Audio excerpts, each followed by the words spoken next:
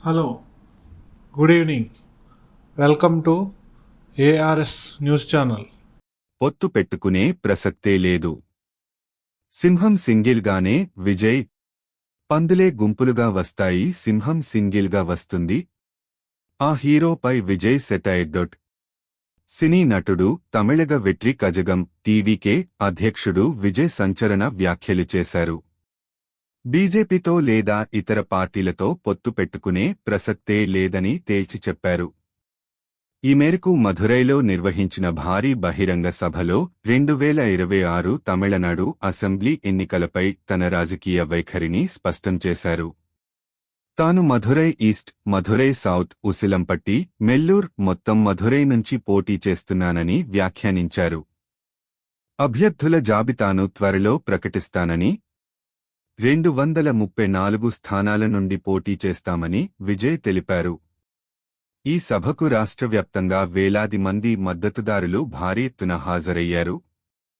Party స్థాపించిన తర్వాత ఏర్పాటు చేసిన రెండో పెద్ద రాష్ట్ర స్థాయి సమావేశం ఇదే కావడం గమనార్హం. ముఖ్యంగా తన రాజకీయం గురించి వివరిస్తూ విజయ్ అపమానాలు వాడారు.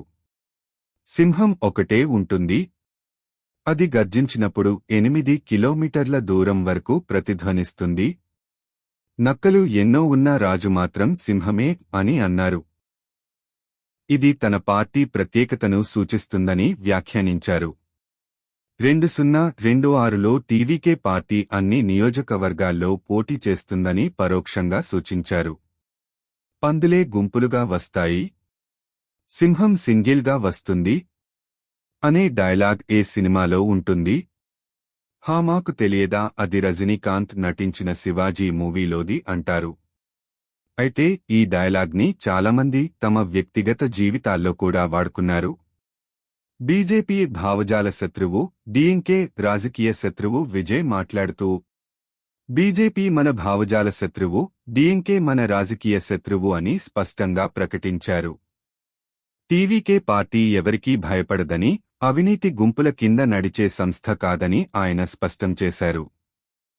ఫాసిస్ట్ బీజేపీని, విషపూరిత డీఎంకేను ఎదుర్కోవడానికి తమిళులు సిద్ధంగా ఉన్నారని ఆయన పిలుపునిచ్చారు.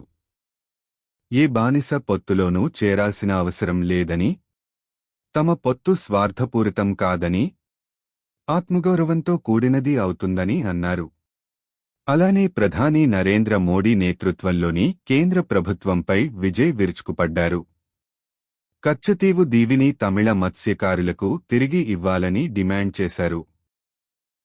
నీట్ పరీక్షను రద్దు చేయాలని మరోసారి స్పష్టం చేశారు. మత్స్యకారుల అరెస్టులు సహా పలు అంశాలను కేంద్రం నిర్లక్ష్యం చేస్తోందని విమర్శించారు. డీఎంకే పాలనపై విమర్శలు. స్టాలిన్ అంకుల్, మహిళలకు 1,000 రూపాయలు ఇస్తే సరిపోతుందా? ఏడుస్తున్న ఆ మహిళల శబ్దాలు మీకు వినిపిస్తున్నాయా? రైతులు, మత్స్యకారులు మోసపోతున్నారు.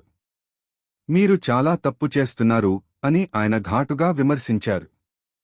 అంతేకాకుండా ఎన్జీఆర్ మరణానంతరం తొలిసారిగా అన్నాడీఎంకేను విజయ్ బహిరంగంగా విమర్శించారు. ఎన్జీఆర్ స్థాపించిన పార్టీని ఎవరు రక్షిస్తున్నారు? ఇప్పుడు పార్టీ ఏ స్థితిలో ఉంది అనేది చెప్పనవసరం లేదు అని అన్నారు. ఒక రాజకీయ నాయకుడు నిజాయితీగా ఉన్నాడా అనేదే ముఖ్యం. అతను నటుడా కాదా అనేది పెద్ద విషయం కాదు.